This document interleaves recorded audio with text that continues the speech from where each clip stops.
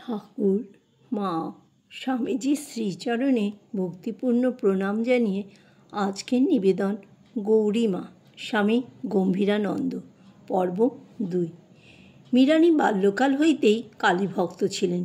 তিনি নিত্য দেবীর পূজা অর্চনা করিতেন এবং নিদ্রাভঙ্গে দেবীর নাম লইতেন। এদিকে চণ্ডীমামার নিকট গৌরাঙ্গদেবের অলৌকিক জীবন বৃত্তান্ত শুনিয়া তাহার প্রতিও বিশেষ আকৃষ্ট হইয়াছিলেন। বৈষ্ণবভাবে প্রভাবিত মীরানী একদিন মৃত্তিকা নির্মিত শালগ্রাম পূজায় রত হইলেন। তাদৃশ প্রতীকে পূজা করিতে নাই জানিয়াও নিবৃত্ত হইলেন না। নিমতে ঘোলার সাধকের নিকট দীক্ষালাভের কিয়ৎকাল পরেই এক অপরিচিতা ব্রজরমণী মীরানীর গৃহে আতিথ্য গ্রহণ করিলেন এবং ক্রমে বালিকার সহিত তাহার বিশেষ ঘনিষ্ঠতা হইল। ব্রজরমণী দামোদর বা রাধা দামোদর নামের এক নারায়ণশিলাকে জীবন্ত দেবতা জ্ঞানে পূজাদি করিতেন এবং তাহার সহিত অনুরূপ আচরণও করিতেন। বিদায়কালে তিনি সেই শিলা মীরানীর হস্তে সমর্পণপূর্বক বলিলেন, এই শিলা আমার ইহকালের ও পরকালের সর্বস্ব। বড় জাগ্রত ঠাকুরিনী, তোমার প্রেমে ইনি মজেছেন। ততবধি ব্রজরমণীর অনুকরণে মীরানী দামোদরের পূজায় নিরত হইলেন, আর তাহার স্থির সংকল্প হইল যে এই ঠাকুরটিকেই জীবনমন অর্পণপূর্বক ধন্য হইবেন, এছাড়া অন্য কোনো মনুষ্যপতি বরণ করিবেন না।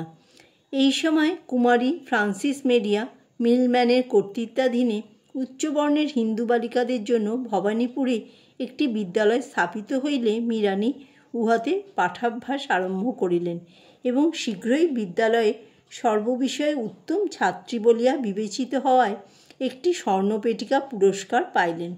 কিন্তু ধর্ম সম্বন্ধে বিদ্যালয় কর্তৃপক্ষের অনুদারতানিবন্ধন অপর অনেক বালিকার সহিত তাহাকে অচিরে ওই বিদ্যালয় ত্যাগ করিয়া নবপ্রতিষ্ঠিত অপর হিন্দু বিদ্যালয়ে যোগ দিতে হইল। অতঃপর মিশনারিরা বিবাদ মিটাইয়া ফেলিলেন বটে, কিন্তু মীরানীর আর বিদ্যালয়ে যাওয়া হইল না।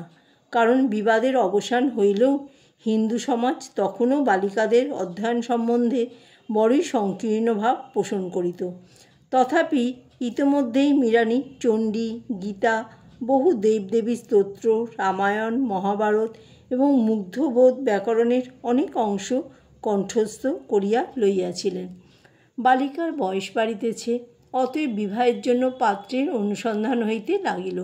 পরন্তর বালিকার ধনুর্ভংপণ তিনি তেমন বরকেই বিবাহ করিবেন যাহার মৃত্যু নাই। পাত্রী দেখিতে আসিয়া পাত্রপক্ষীয়গণ কন্যার রূপাদির প্রশংসা করিলেন, কিন্তু তাহার সৃষ্টি ছাড়া কথা শুনিয়া গৃহে লইয়া যাইতে সম্মত হইলেন না। অগত্যা স্থির হইল যে বালিকার ভগিনীপতি পানিহাটি নিবাসী ভোলানাথ মুখোপাধ্যায়ের হস্তেই 13 বর্ষীয়া মীরানীকে অর্পণ করা হইবে। মীরানী অমনি রুদ্রাণী সাজিলেন এবং বিবাহের রাত্রে আত্মরক্ষার জন্য একটি অর্গলবদ্ধ কক্ষে আশ্রয় গ্রহণপূর্বক সর্বপ্রকার অনুনয় বিনয়ের বিরুদ্ধে যুদ্ধ ঘোষণা করিলেন।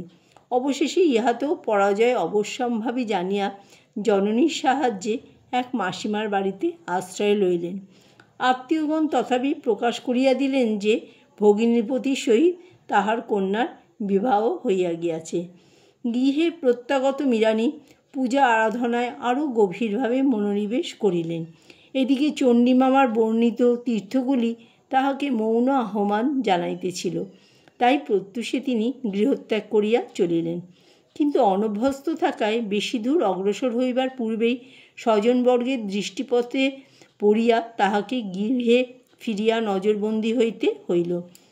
এই মুক্তিকামী বালিকাকে গৃহে ধরিয়া রাখিতে হইলে অন্তত মধ্যে মধ্যে তীর্থাদি ও সাধু দর্শনের সুযোগ দেওয়া আবশ্যক বিবেচনায় অতঃপর তাহাকে কালনা, নবদ্বীপ প্রভৃতি স্থানে লইয়া যাওয়া হয়। এইভাবেই একদিন ভগিনী বগলা ও ভগিনীপতি প্রভৃতির সহিত তিনি সাগর সঙ্গমে চলিলেন। তাহার বয়স তখন 18 বৎসর। মেলার জনসমাগমের মধ্যে সুযোগ পাইয়া তৃতীয় দিবসে মীরানী আত্মগোপন করিলেন। এদিকে বহু চেষ্টাতেও আত্মীয়গণ তাহার সন্ধান না পাইয়া গৃহে প্রতিগমন করিলে মৃণালিনী গুপ্তস্থান হইতে নির্গত হইয়া উত্তর পশ্চিম দেশীয় একদল সন্ন্যাসী ও সন্ন্যাসিনীর সহিত পার্বত্যাঞ্চলবাসিনীর বেশে হরিদ্বার অভিমুখে অগ্রসর হইলেন।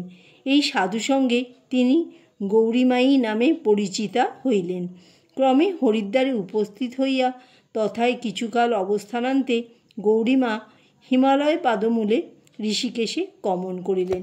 স্থানটি তপস্যার অনুকূল, সুতরাং তিনি তথায় কৃচ্ছ সাধনায় রত হইলেন। পরে তাহার মন কেদার, বদ্রী প্রভৃতি দর্শনে ধাবিত হইল। উত্তরাখণ্ডের বহুজন বিস্তৃত ওই সকল তীর্থ দেখিয়া তিনি অমরনাথ ও জ্বালামুখী প্রভৃতিও দর্শন করিলেন। ইহারই মধ্যে একবার তিনি যমুনেত্রী এবং গঙ্গোত্রীও দর্শন করিয়াছিলেন। গলায় দামোদর শিলা ঝুলাইয়া গৌরিক পরিহিতা সন্ন্যাসিনী তখন চলিয়াছেন পদব্রজে এক দুর্গম তীর্থ হইতে দুর্গমতর তীর্থান্তরে। তাহার ঝোলাতে আছে মা কালী ও গৌরাঙ্গদেবের পট, চণ্ডী, ভাগবত ও নিত্য ব্যবহার্য সামান্য দ্রব্য। লোকের দৃষ্টি এড়াইবার জন্য তিনি কেশকর্তন করিয়া অঙ্গে ভস্ম কিংবা মৃত্তিকা মাখেন এবং কখনো পাগলিনীর ন্যায় ব্যবহার করেন, কখনো বা আলখাল্লা ও পাগড়ি পরিয়া পুরুষদের বেশে চলেন। বাক্যালাপ বিশেষ করেন না এবং ভিক্ষাদির জন্য লোকালয়ে গমনের তেমন প্রয়োজন বোধ করেন না। অবহেলায় দুর্বল শরীর মধ্যে মধ্যে শীতের প্রকোপ সহ্য করিতে না পারিয়া সংজ্ঞা হারায়, আর পার্বত্য নারীদের শুশ্রূষায় পুনঃ চেতনাপ্রাপ্ত হয়। আবার উহারই মধ্যে চলে স্বেচ্ছাকৃত কৃচ্ছতা বা উদয়াস্ত জপ। সে এক চমৎকার চিত্র। জয় ঠাকুর, জয় মা, জয় স্বামীজি।